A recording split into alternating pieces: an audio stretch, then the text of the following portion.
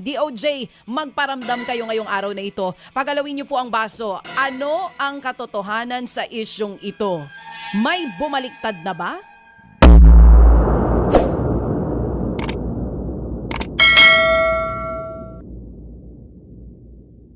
At ngayon, ano pang magandang balitang ihatid mo, magandang baby girl? Eh talaga bang merong magandang balita tayo maihahatid? Ang ating Pangulo daw po ay nakaalis na ba? Papunta po sa United Arab Emirates para po sa kanyang working visit. Oo, Okay, well, ang sige. pinakahuling balita ko tungkol dun sa Pangulong Marcos Jr. ay sinasabi ng palasyo na kung meron man daw maghahain ng impeachment. Impeachment ka. Oo, laban sa Okay. Pangulo Sige. na malamang baka galing dito dun sa nahuli natin nakausap na si Professor Michael David San Juan kasi sinasabi nila ang mga kasamahan po nila bukod dun sa impeachment case na ihahain laban kay VP Sara Duterte, meron din daw pinag-aaralan against sige. Marcos Jr. So tignan po natin. Pero mukhang hindi po ito nanggagaling sa kanila. So far, sa kanila pong hanay.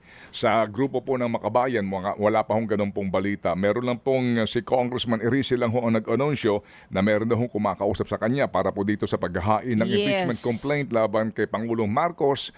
Pero wala pa ho tayong detalye Hindi dyan. pa sigurado. Okay. Oo. Ngayon, mga kapatid, una, kung may basihan po at may basihan, sige po. Kasi bahagi po yan ng ating demokrasya at ng ating pong proseso. Ang ating po lamang dito, ito hong implikasyon nito sa ating lahat, no? Sa usapin po ng ekonomiya, sa usapin po ng uncertainty, sa takbo po ng governance, yan po ang epekto niyan. Pero yan po yung bahagi nga ng proseso. Tama. So hintayin po natin yan kung sakasakali po kasi nga ang balik ng sesyon ay sa Enero 26 pa. Matagal-tagal pa. Alright, yung pong kay VP Sara, yun din po sinasabi po ito, Makabayan lang nagsasabi na mukha daw pong magkahain ng panibago kung papatayin na po ng lubos ng Supreme Court ang una pong impeachment complaint. But again, mga kapatid, yan po ay bahagi ng proseso. Tama. Ito ngayon ang bahagi ng proseso. Anong proseso? Na atin pong ngayon po, siguro ngayong araw na ito baka magkaroon po ng development. Ano po, kasi nga po, balita over the weekend at ang nag-break po ng balitang ito, bigyan natin ng pagkilala ang Billionaire News Channel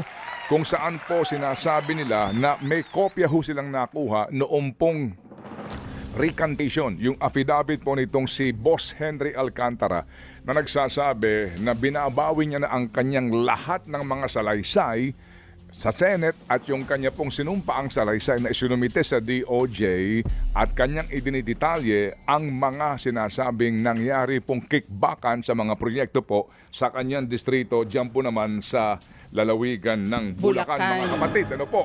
Yan po ang pinakahuling balita dito. Dito po sa usapin po ng ating pagmamasid sa flood control scandal na ito. Kung inyo maaalala, baby girl, May kinuhang dyaryo ang aking partner. Tinanggal po ang kanyang headset at magsusuot ng panibagong antipara. At ito'y isinuot na muli ang headset at hinawakan na po ang dyaryo. Yes, kung inyong partner. maaalala mga kapatid, Oo. itong si Boss Henry ay nagsauli na po ng pera sa gobyerno.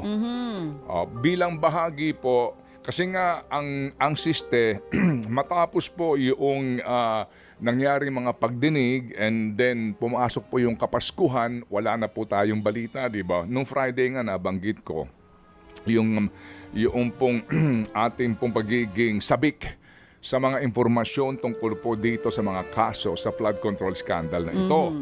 At tayo nga po ay sabi ko nga kung sana nga magkakaroon ng investigasyon nga sana ulit ang Blue Ribbon Committee para po yung mga hindi sumipot ipatawag na at magkaroon din tayo ng update dito ho sa mga kasong ito kasi nga din pong ombudsman nagsabi din po na hindi sila makapagbibigay ng karagdagang pong mga informasyon muna, di po ba?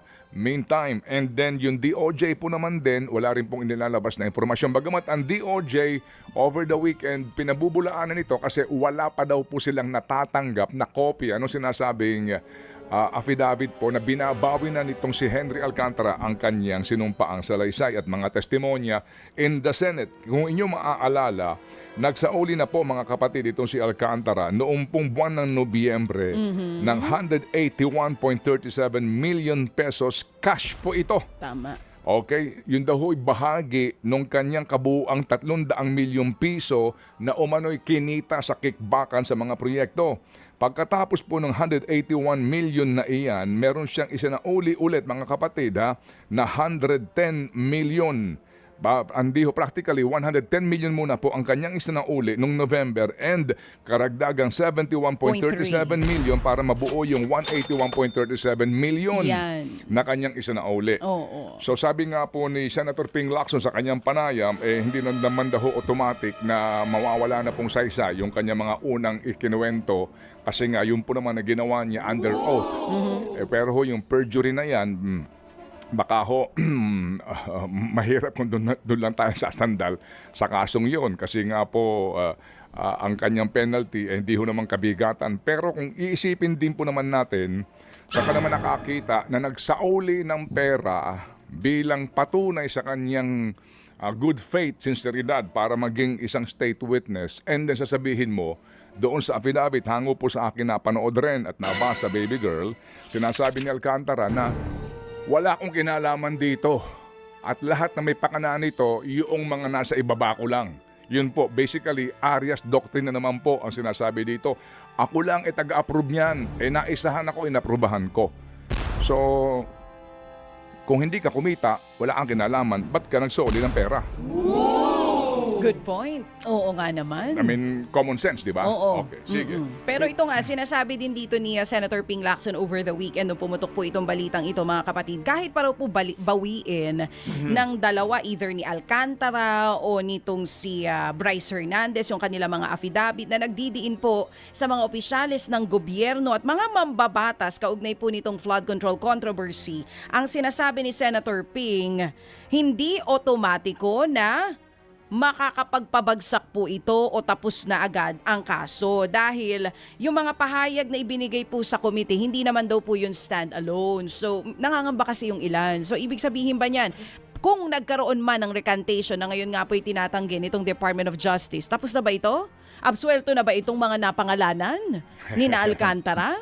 Hindi pa naman daw. Yun ang sabi po ni Senator Ping. Yun ang kanyang binibigyang diin na hindi matatapos yan kung totoo man na mayroon nga pong recantation na hindi natin sure totoo ba talaga o ano ba dahil ang DOJ ay tumatanggi. This will create so much speculation, mga kapatid, at mga agam-agam nga itong balitang ito na hindi kinukumpirma ng DOJ.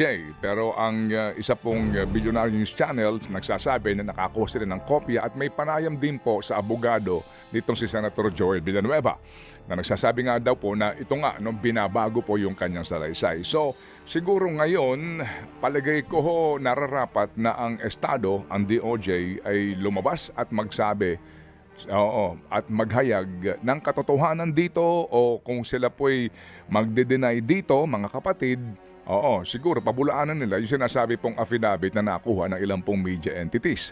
Okay, mga kapatid, anong inyo ko yung maalala, nabanggit nga natin, sa tagal kasi, di ba? Ako may mga usapin na kasi itong si Bernardo hindi pa nagsasauli. If you sa ating pagkakaalam wala pang, kasi ang DOJ lagi, meron silang press conference, right? At mayroon pong bulto ng pera, yung sinasauli, nakikita natin yan. Sa panig po ni Bernardo, wala pa pong ganun ako naaalala so far. So, mga kapatid, dito po kasi, yung gusto nilang pag-apply sa Witness Protection Program, maging testigo ng Estado na maa-absuelto ka. Yun ang gusto nilang mangyari, absuelto totally sa lahat ng pananagutan.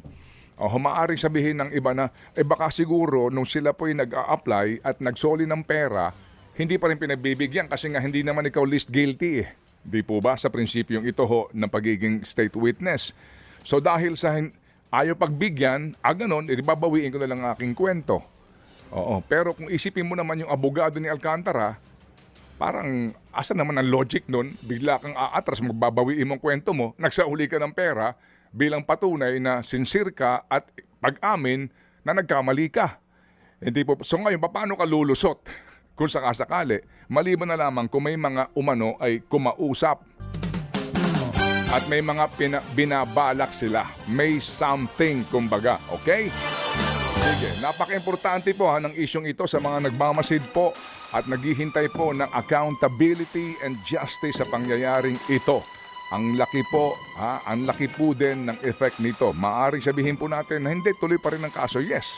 Pero ngayon, yung kredibilidad, dito pong testimonyang ito, nila Alcantara, si Bryce Hernandez nga, nagsolid din po ng mga kotse, di po ba? Ng mga sasakyan bilang patunay po yung kanyang Lamborghini at saka yung kanyang Yukon Denali bilang sign of good faith. Ang laki po ng effect nito sa kredibilidad ng mga testimonya ng mga taong ito sa gagawin pong preliminary investigation. Okay, so yan po ang isa sa ating pag-uusapan maya-maya po sa ating pong programa and hopefully nga po makakuha tayo ng pagpapaunlak ng panayam dito ho sa isyong ito. And tayo nagagalak naman sa pagsasabi, girl, itong si Senador Ping Lacson na itutuloy nila next Monday ang Blue Ribbon Committee hearing at may mga ipapatawag sila doon, ng mga tao na hindi sumipot nung una. Kagaya daw po nitong si Secretary Bonoan. Nasa na ba siya ngayon? Mukhang hindi pa umuwi. At ito daw pong si Trigib Olaybar daw ho ay papatawag din. Di ko lang alam kung nabanggit pati itong si Maynard Ngu kung sakasakali. Oo, partner, sa dami talaga ng characters dito sa flood control project. Minsan nalilito na tayo. By the way, itong si ex-DPWH Undersecretary Roberto Bernardo, nag-turn over siya ng bank account worth 7 million pesos sa AMLAC. Yun lang yun. Yun lang po yun. Yun pa lang ang kanyang i-turn over. Other than that, wala na po. Tapos meron din nagbalik itong si ex-DPWH NCR Director Gerald Opulencia. So apat pa lamang po ito kasama itong binabanggit ni Manong Ted na si Bryce Alcantara, maging si Henry Alcantara at si Bryce Hernandez. Ay, sumasakit yung ulo ko sa dami nila. Ang tanong lang dito, anong katotohanan? DOJ, magparamdam kayo ngayong araw na ito. Pagalawin niyo po ang baso. Ano ang katotohanan sa isyong ito? May bumaliktad na ba?